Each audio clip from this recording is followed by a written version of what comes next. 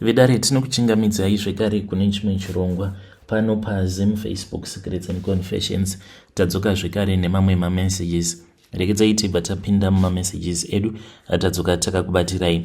Message yedu yekutanga yakamira sekudai so: hanzi makadi zvenyu mukoma, ndinokumbirawo kuti munge muchindiposterawo nyaya yangu makavigawo chitupa changu, ndiri kutsvakawo help mukoma. So zvakaitika ndezvekudai so: ininiwo ndakaenda ndikabva ndachizonotsvakawo njuzu mukoma nashi, ndakapiwa njuzu yekuti ndinge ndichikwanisa kuzowanawo varume vane mari dzavo. Ende zvechokwadi mukoma, pandainge ndichiri kuzimu ndaitodanana nevarume vane mari. Saka ndakabva ndachizotanga kudanana nomumwe murume uyo wandakazoparadzira marriage yake. Ndainge ndichimuda murume uyo, but right now ari mujeri. Apa ndine mhiko dzandiri kufanira kuti ndirambe ndichingotevedzera, hanzi for 2 years, but ndasvikawo pakuneta apa. At the same time njuzu iyaya yaipota shavira right now haichadi nekuda kwekuti yakatsamwa. Ndinofanira kuti ndinge ndichidzokera zvekare kuZimbabwe, asi pose pandinoda kudzokera kuZimbabwe mukoma,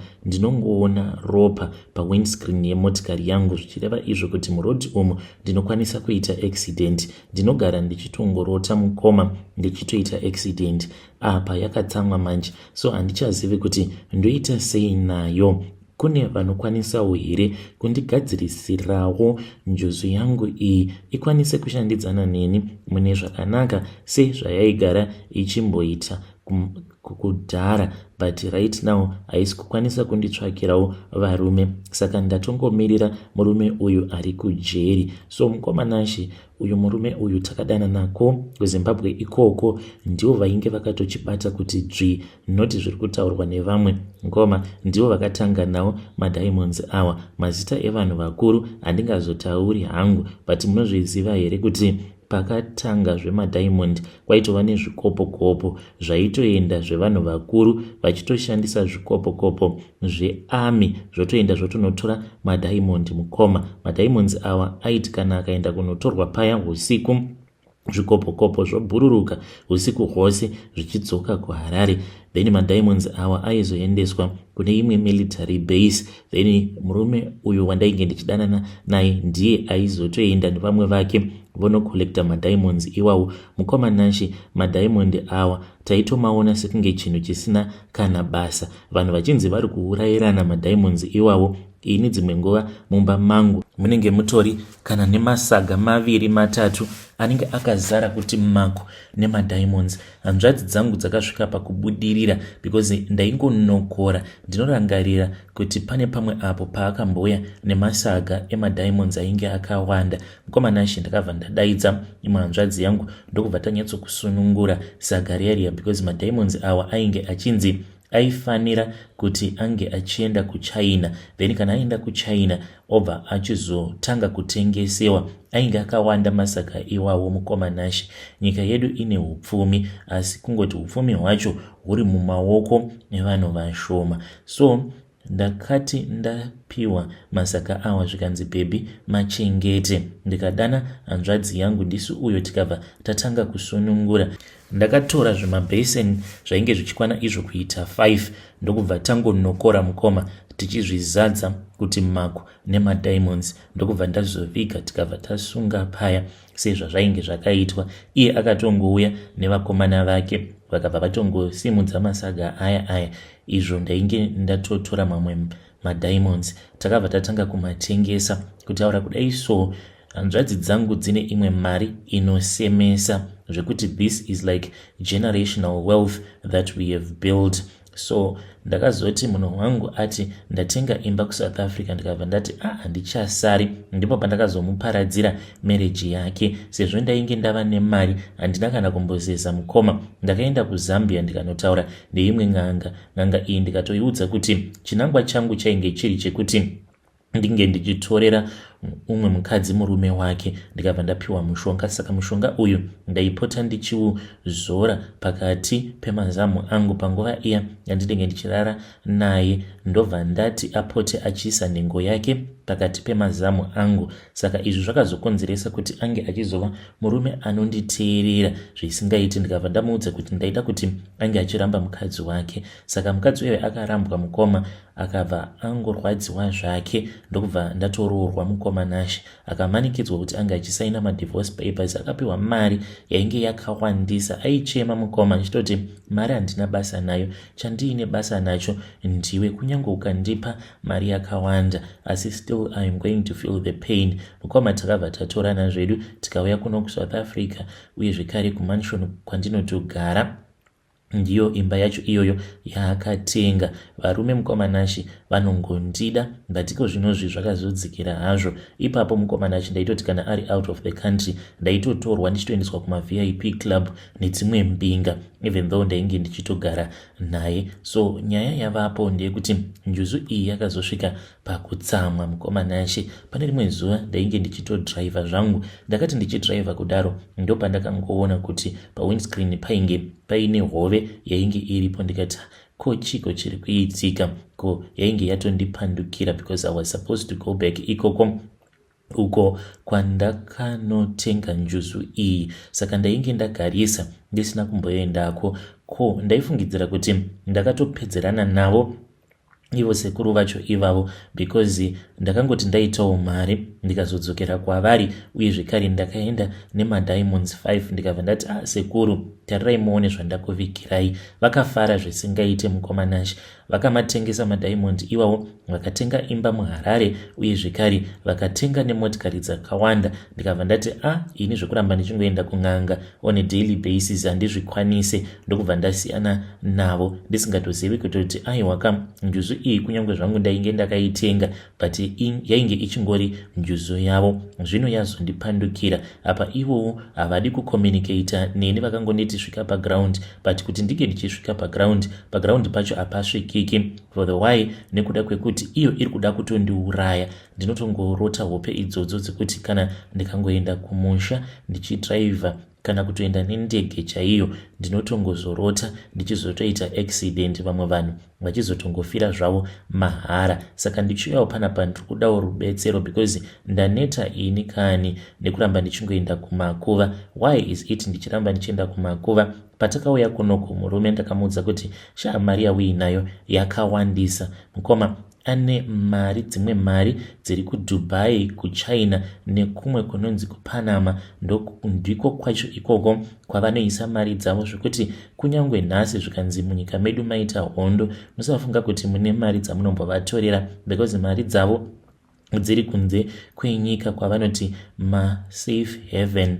Ndiko kwacho ikoko kwaindiudza kuti ndiko kwavanoisa mari dzavo dzemuwando, mabillions nemabillions avainawo ari kunze kwenyika nekunana Switzerland. Unokwanisa kuti unochengetesa goridhe rako. Ndozvaakaita futi, atori negoridhe raaitenga legally kuDubai, so then robva raenda kuSwitzerland kune bank iro rinochengeta goridhe, no questions asked. So mukoma Nash akabva achizotanga kuita zvechikorokoza zvekare munomu, but vanozviti uzamazama. Ndikati nhaiwe, ko mari yacho hauiguti here? Ingawanitarawo nemugaraji, motikari dzakazara. At that time tainge titori nemotikari dzaitosvika kuma6. Mushure mekunge azosungwa I had to sell the cars because ndakaona kuti it is not necessary. Ndangosarirwa hangu ne1 Mercedes Benz. Mukoma ndakabva ndazama kumuudza kuti it was not necessary for us to keep on doing this because it is very risky. Akabva anditi no, I am doing this because I am trying to build generational wealth. Ndikati iwe, generational wealth inodarika mari yauinayo. That was when I learned kuti the reason as to why vanhu vachingoramba vari corrupt, it is because mari haigutiki. Kunyange zvikanzi waita mari yakawanda sei, still you want more and more and more. And I saw that in this man that I was staying with.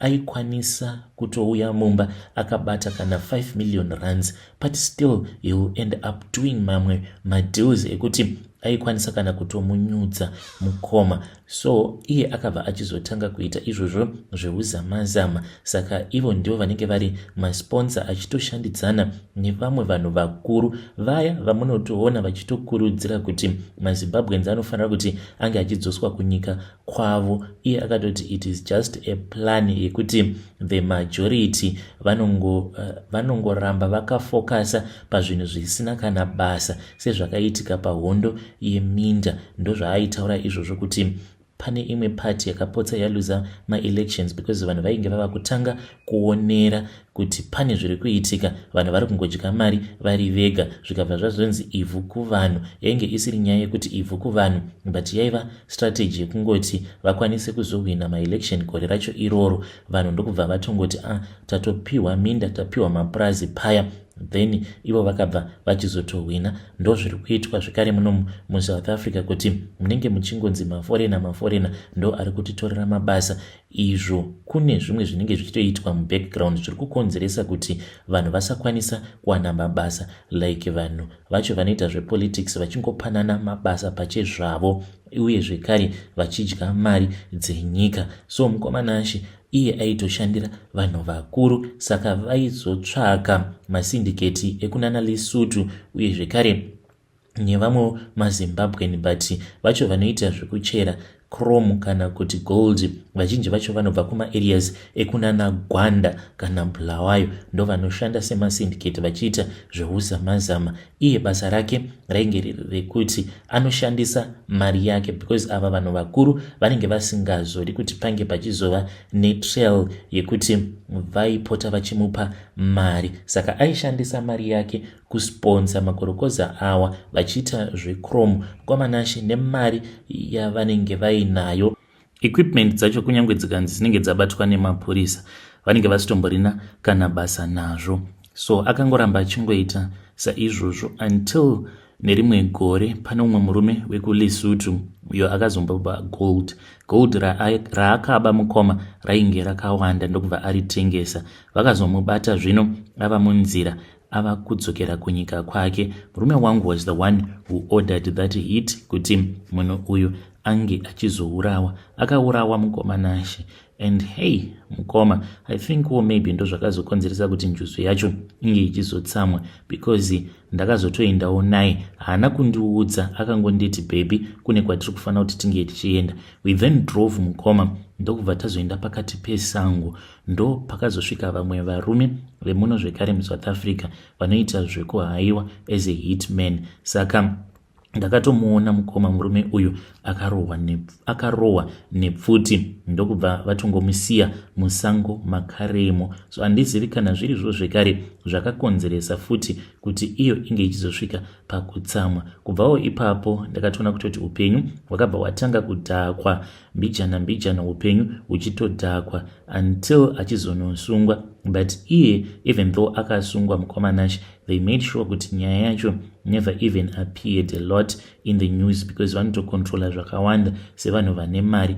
Uye zvekare akanzi kunyangwe ari iye akaorder that hit, haasi kuzogara mujeri kwenguva refu. But nyaya iripo manje ndeyekuti akazondituma kun'anga. Ndakati ndaenda kun'anga kuya mukomanashi, ndikabva ndachizonzi kuitira kuti iye ange achizokasikawo kubuda mujeri, ndinofanira kupota ndichienda zvekare kusango kuya. Ndakaendako kusango uko mukoma ndiine masimbi angu andainge ndiinawo, saka ndakaroverera masimbi awa so as to make sure kuti I will never forget. Saka ndinogara ndichiendako kuguva kwemurume uyu ndichinomukumbira ruregerero on behalf of this man that I was staying with. Ndiyo nyaya yandiinayo, iniwo ndaneta nekuramba ndichiita zvinhu izvi. Shungu dzangu ndedzekuti dai ndakwanisa kani kudzokerawo kumusha, kana ndikakwanisa kudzokera kumusha ndonotaurirana nen'anga yakanditengesera njuzu, so that ndikwanise kuita move on with my life. I cannot continue doing this like forever mukoma. Kana kuinewo vanokwanisa kundibetsera, please ndibetsereiwo vanodhila nemanjuzu. Help me and I will be following through in the comment section. Hey, vedare ndo message iyo yandakatumidzirwa ichibva kuna vanzvadzi vedu. Hanzi ndakaita zvekutenga njuzu. Wakambotengawo njuzu here? Uye mushure mekunge watenga njuzu, chii chakaitika? Yakakushandira here? Haina kushanda here? And what was the purpose of you thinking about that? Please do come to my inbox and you tell me your own side of the story. Zvakangoma azvo veduwe. Strange things indeed they do happen in this world. Regedzei tibva taenda panyedu inotevera. Nyedu inotevera yakamira sekudai so. Hanzi makadi zvenyu mukoma. Ndinokumbirawo kuti munge muchindiposterawo nyaya yangu makavigawo chitupa changu. Ndauyawo pano ndiine confession yangu iyo yandiinayo. Handidi hangu kutaura zvakawanda mukoma. So inini naamai vangu tinodanana, like kutodanana chaiko. Zvakangotangawo mukoma. Kubva ndichiri kuchikoro, amai vangu vainge vari very close to me, and taigara tichingohagana tichiita sei. Kudzamara vazoti ndoda kusika newe bonde, ndikabva ndabvuma because I was already attracted to him. Mukomana china zvino handisati ndaroora. Apa ndiri murume uye zvekare ndine makore 36 years ekuberekwa, but handisati ndaroora. Amai vangu ndivo vandinotoda. I know kuti vamwe vanhu out there they are just going to blame me, but mukomana ndo zvitoripo. Kana mukaposta nyaya yangu ndizivisei, ndichange ndichizotevererawo ndiri mucomment section. Vedare ndo message iyo yandakatumidzirwa ichibva kuna mukoma vedu. Muri kuita makuna kuita zvinhu zvisina kunaka, asi ngatitaurei navo mucomment section. Ngatisanganei zvekare mune zvimwe zvirongwa zvinotevera.